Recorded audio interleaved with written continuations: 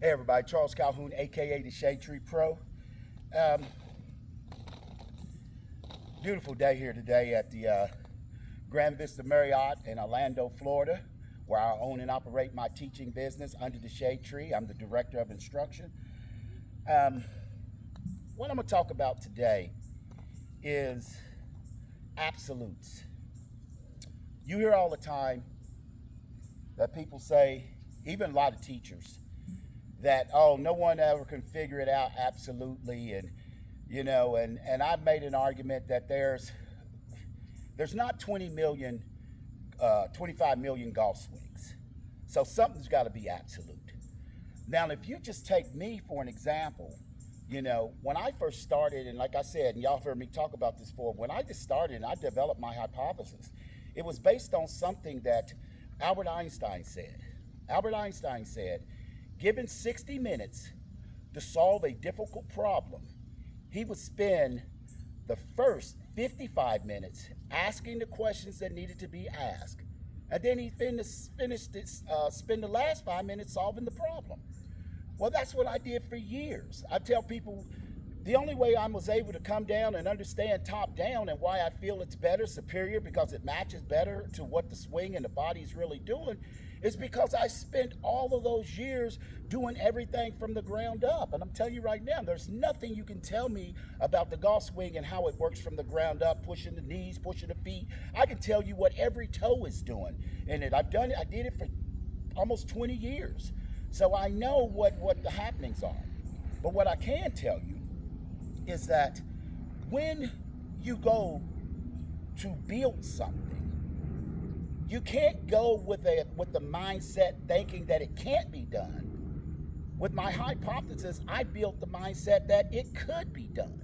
So what do I have to do to figure it out? Well, I start thinking about all the things that are alike in the golf swing. As we as individuals and human beings, well, of course, the number one thing in the world, we all hold the golf club in our hand. So I start looking to see, is there something absolute that we have to do with our hands? Then, the typical things that they teach. And sure enough, no matter what grip you choose, no matter what you do, the dead fingers are absolute. There's no question. I was even telling one of my boys, I said, you go try to shoot a bat, because they was laughing at me. I said, you go try to shoot a basketball, don't put your dead finger on there, and you come back and tell me how good your shot is. So even I thought of other sports or whatever. If you don't put that dead finger on there, you don't feel the pressure of that, then you're not going to have an effective swing. That's just no ifs, ands, and buts about it. It is the absolute most important finger that's on that golf club, because once it's said, it locks around there. So when I did that, then I said, okay, well, in every sport you got to have a proper setup. So I didn't care about how you thought this or whatever. I went to what is the absolute, what is being set up. So when I said, I wrote my upper body, middle body, lower body in my book, Golf Setup for Success. So if I went to what I call the middle body, from the first rib at the top of the body cavity all the way down to the distal end of the thigh bones, which is the middle body, guess what? No matter what, that's what's bending over, that's what's setting up. So you can set that up absolutely every single time. So it's more about knowing what to do and then listening to people telling you what you can't do and what you don't do.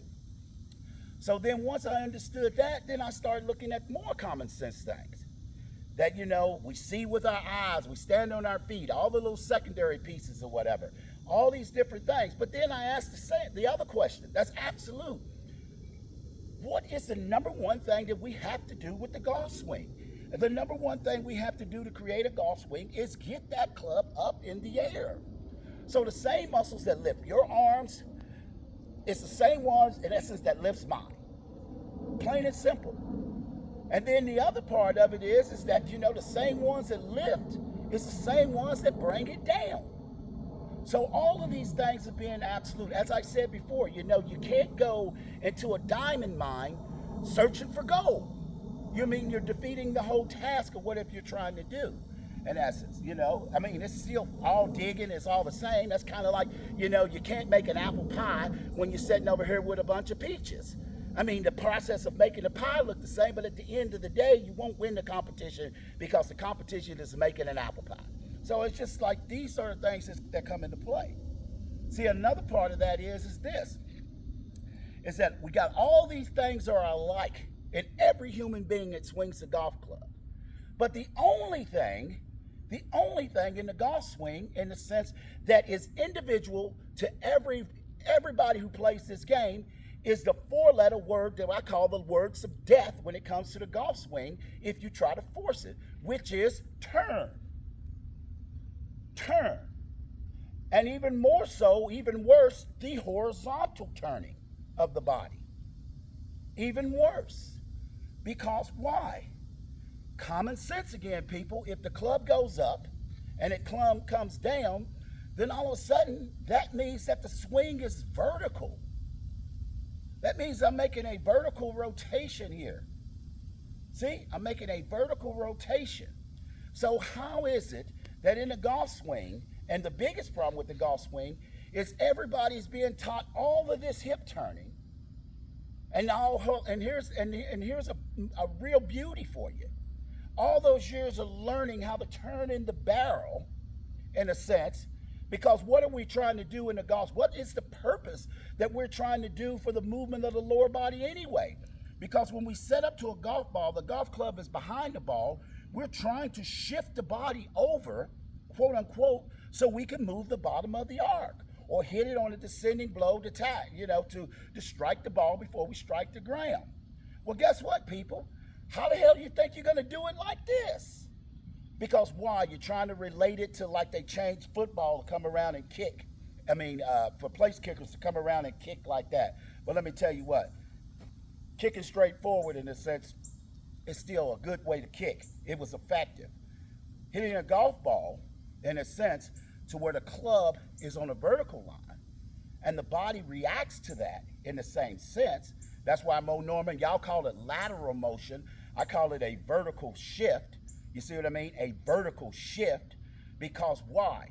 It matches the first move, which is top down. It matches the first move of what the body does naturally. Because the body don't come here and turn first and then try to get, do you already see the compensations that everybody's making? Can people get away with that flexibility? Yeah, whatever. But what this does is when the body matches up to where where's a vertical actions, they match up, then all of a sudden you're able to make a swing that goes up, come down, and the actions follow each other.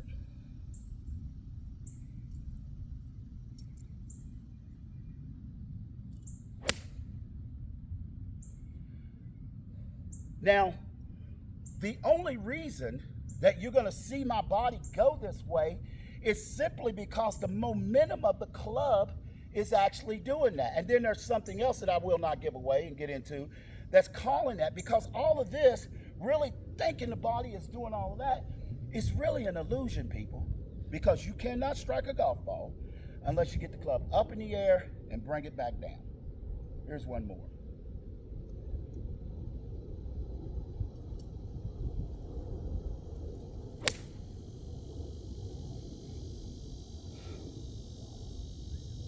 People, knowledge is power, and you've got to be able to get the right information. So when you start asking your question, and that's why I think what's happening in America too much, that we doubt so much, that we don't take the time to, after we doubt, to go in and try to figure out the proper information and the right answers. We just doubt and go from there, and that makes no sense to me. So as I said, the golf swing is vertical. There's no question about that. Just make everything else match up to it. Charles Calhoun, aka the Shade Tree Pro, always good golfing.